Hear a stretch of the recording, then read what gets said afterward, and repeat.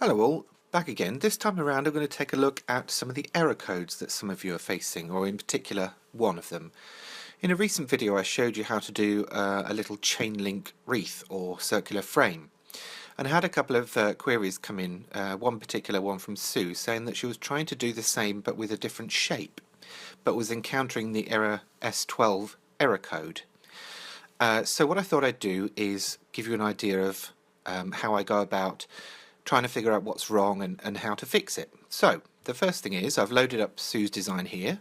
It's using a lovely anchor shape, and what we're going to do is just first of all try and weld it. So I've done that, but as you can see it's knocked out all of the eyes in the top of the anchors, so that's not what I wanted, and probably not what Sue wanted. So we're going to try dividing that so that it punches out the circular shapes, and then what we'll do is go back in and try and weld it. So this is where we encounter the problem, error code S12. Now, to find out what that means, I usually head up to the help file, which is the handy little question mark link at the top, and that brings me up the PDF showing all the different error codes towards the end of that booklet. The first one, conveniently, is error code S12. It gives me a few possible causes and then a few tips on how to resolve it, and even a page reference in the book, which is a hyperlink, so you can click on it and go straight to that section.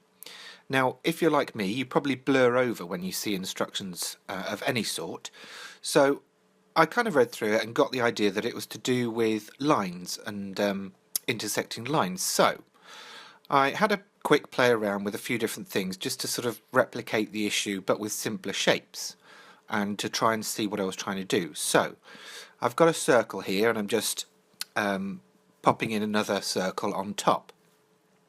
So if we imagine this physically, this is two circular pieces of paper on top of each other. I'm going to group these for this first example and then duplicate them. So now in essence I've got four circular pieces of paper on top of each other. What I'm now going to ask Scan and Cut Canvas to do is to weld those together. And it's done it, but it's not what I wanted. I wanted the circles in the middle as well. So I've gone back to the original pair and I've done the same. And as you saw with the anchors, we used the divide function next. But what that will do is cut out shapes according to where every single line intersects, and that's no good for us. So going back, this time around I'm ungrouping, and I'm going to use the divide function first. Take out that circular bit there, and now what I've got is a circular frame, not just two circles on top of each other. So this, when I ask Scan and Cut Canvas to weld it, will now do exactly what I wanted it to do, which was to weld those two frames together with all of the apertures in the right place. So knowing this, I'm heading back to that anchor design that Sue was asking about, and I'm going to take a look at the original anchor that Sue was working with.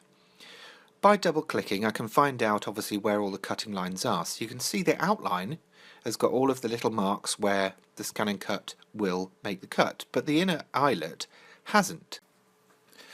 Now it crossed my mind that actually these were two shapes as we saw with the circles earlier, so by dragging away the anchor I could definitely confirm this, and I can see that little circle there forming the eyelet. So I'm going to undo that and we're going to go in and take a look at ways we can get around this. Now if I try and weld this, the same will happen as happened with the circles. That little eye will disappear because it's almost like pushing that extra layer into the bottom layer.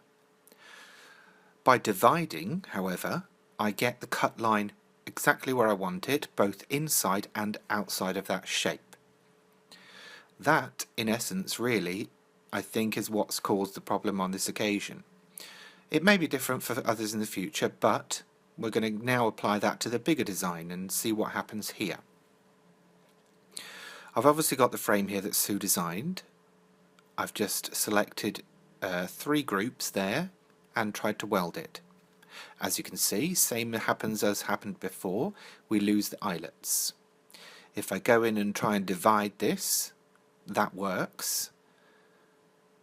I think, hang on, let's have a look. Yes, that works, as we've now got those little eyelets coming out. However, as before, Scan and Cut Canvas has done exactly what we asked it to, and it's divided it into lots of little shapes depending on where the lines intersect. That's what dividing means on this occasion. So I'm just going to undo all that and go back to the original state of that circular frame.